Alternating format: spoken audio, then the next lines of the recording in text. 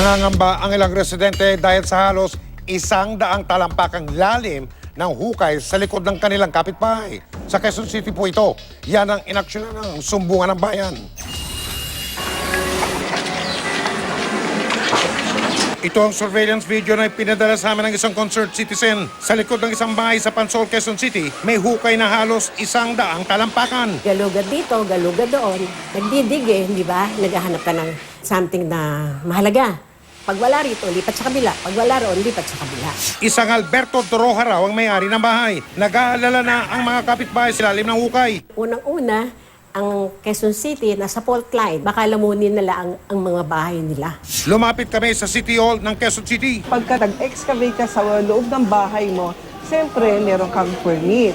Pagka nag-start na silang naghukay, siyempre papatawan natin ng kaukulang legal action. Kanila raw i-inspeksyonin ang bahay. Walang may-ari ng bahay na si Alberto. Ang misis niya ang humarap sa amin. Ma'am, sabi kayo, boy.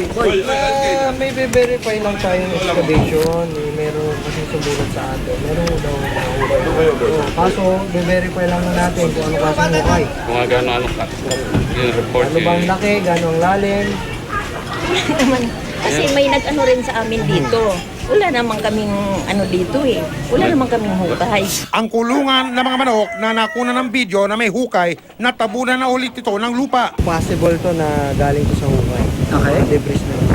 Sinubukan namin kunin ang panig ng misis ni Doroja. Wala akong doon. Dahil ang gusto niya man pumasok. Ipinapasok ko kayo. Wala naman akong pakialam doon. Ayon sa City Hall, pag walang permit, bawal baguhin ang anumang struktura. Labag ito sa National Building Code of the Philippines. Kung merong mga ganyan, lahat ng mga yun, binibigyan ng notice, dinadala sa legal.